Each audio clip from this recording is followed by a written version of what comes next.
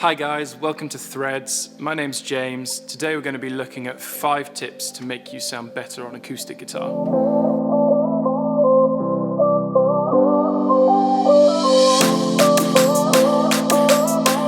So tip number 1 is to get a good instrument, get a good guitar. The better an instrument you can get, automatically your sound is going to improve. This is my Fender electroacoustic guitar. I've had it since I was about 14 and it was under £200 when I bought it.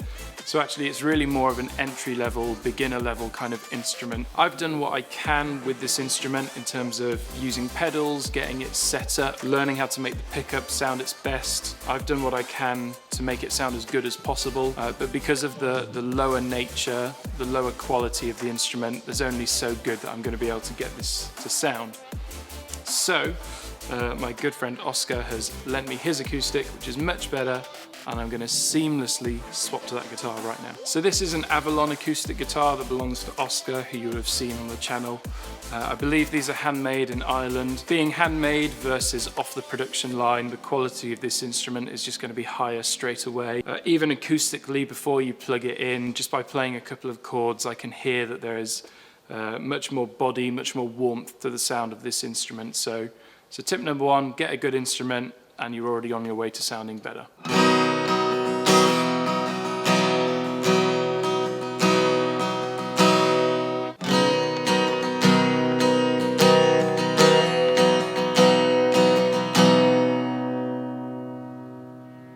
Tip number 2 is to get your acoustic guitar set up. What that means is taking it to your local music shop, or if you know a luthier, go in, ask them to set it up, and what that means they'll do is they'll take the strings off, they'll take the bridge off, they will clean up anything that needs cleaning, repair anything that needs fixing, put a fresh set of strings on it, and they will also, this is really crucial, especially on acoustic guitars, they will also adjust the string height, which normally on most acoustic guitars, if you buy them from the shop, the string height is actually quite high and it's quite hard to play. And so normally what that means is that they will be filing the nut and filing the saddle here in order to lower the string height, which makes the instrument resonate a bit more and makes it easier to play as well. So getting your guitar set up can make a world of difference to your playing experience and can go a long way to making you sound better. So the guitar I've got here is a Washburn guitar that I was given.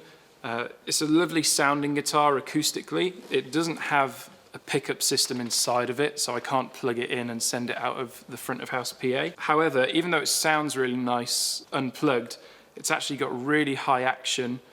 Certainly by the time, even above the 2nd or 3rd fret, the strings are really high, which makes it really hard to play. Just makes it much harder work than it needs to be. So this guitar could really do with going in for a setup. When I originally got my Fender, which I mentioned in tip number 1, the string height was really high, very similar to what's on this Washburn here. I got this guitar set up by a friend and it's totally transformed the way it feels to play. It's improved the sound quality a bit. Like I said before, it doesn't have a great pickup. However, playing it unplugged is now way more fun, way more easy. And I would highly recommend taking your instrument into a shop to get it set up. It roughly costs about £50 to £70 in the UK to get your instrument set up. Dependent on where you go, you'll have to provide your own strings or buy a set of strings that are in the shop.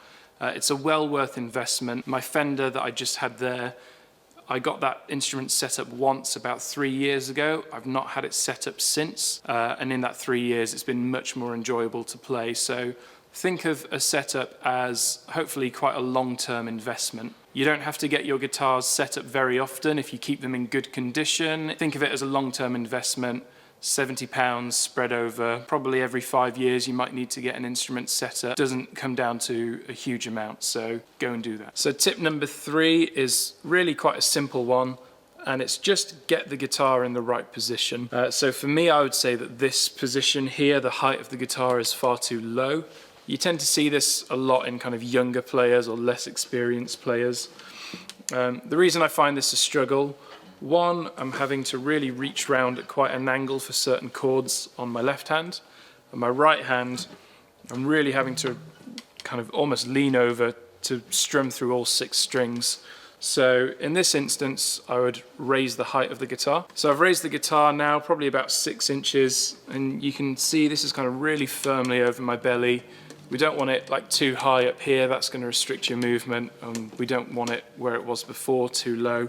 When you're in this position, my arm sits really comfortably over the guitar. My left hand is in a really comfortable position to fret up and down the neck. It means I'm more relaxed, it means I've got more control, and those things every time are going to make you sound better on your instrument.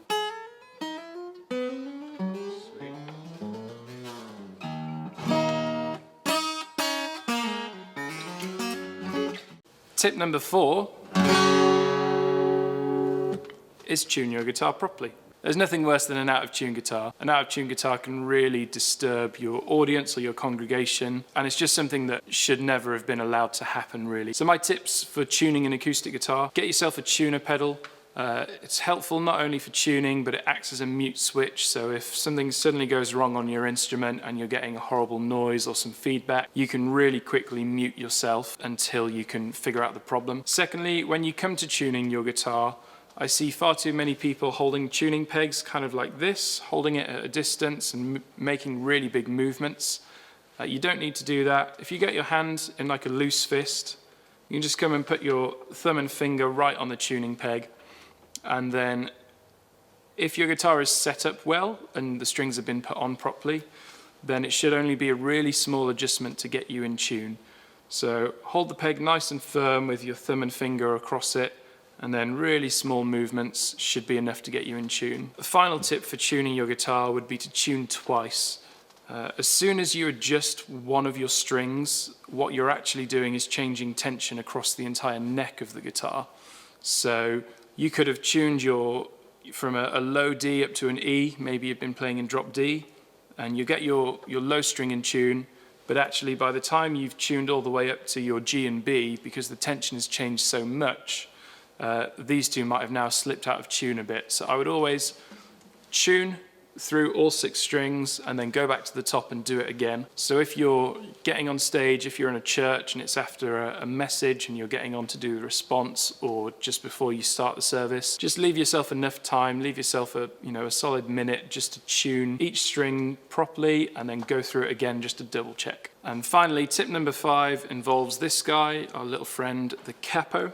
A couple of things about using capos. Firstly is how you position them will greatly affect your tuning. So the kind of correct way to place a capo would be straight over the fret. Make sure it's kind of perpendicular to the frets and nice and straight, and then putting it most of the way up the fret. So I'm fretting on fret 2 here. My capo isn't back here. It's nice and close to the fret. And just getting it in the right position, again, is going to keep your instrument more in tune and help you sound better. Similar to tip number 1 about buying a good guitar, buying a good capo is also really important. I tend to find that cheaper capos have way too much tension on them, and all that tension is squeezing down on your neck and actually probably putting you out of tune. So buying yourself a good capo, which probably has a bit less tension, is again going to help keep you in tune, make you sound better. A lot of the guys here at Coventry Elim use G7th capos, and they have a couple of different models. They're maybe slightly more expensive, maybe 15 to 20 pounds for a capo, but a well worth investment. It's going to keep you in tune and everyone's going to be happy listening to your guitar. My final tip about using capos would be not to go too high up the neck. I have a personal rule that I try not to put a capo above the 5th fret. For me, above the 5th fret, the guitar starts to sound a bit more like a ukulele, just not really in its natural frequency range. So I tend to not play above the 5th fret. And for me, I normally play in G. So G at the 5th fret is equivalent to just playing open C chords. So this can be really useful if you've got 2 acoustic guitar players. So let's say that you're in the key of C. One of you can play up here.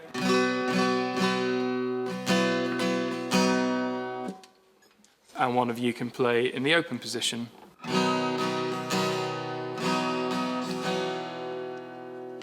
But generally, if a song was going to require you to put the capo above the 5th fret, then I would either change the key of the song or choose to play in a different key yourself. So let's say the song's in D, and you're the kind of person that would naturally put the capo up on the 7th fret for some reason, and you'd play in the key of G.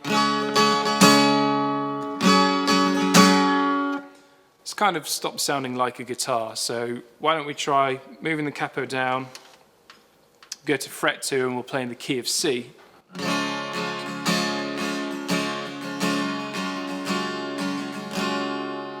So hopefully you can hear there's loads more low end playing in that position. The instrument's just going to fill out the mix a bit more, which is really helpful, especially if you're not playing with a full band or you might be leading by yourself. So yeah, try not to go above the 5th fret and adjust the chords if you need to. So that was 5 tips on how to sound better on acoustic guitar. We really hope you enjoyed the video. There will be another video coming soon with another 5 tips for you, so keep your eyes peeled for that. In the meantime, have a great time. Meantime, have a great time? It's a rubbish way to end the video. We hope you enjoyed that video. There is a part 2 for this going to be coming out soon, so keep your eyes peeled for that. Check out the other videos around on our channel. Click like, hit subscribe if you're interested in what we're doing. And otherwise, we'll see you next time.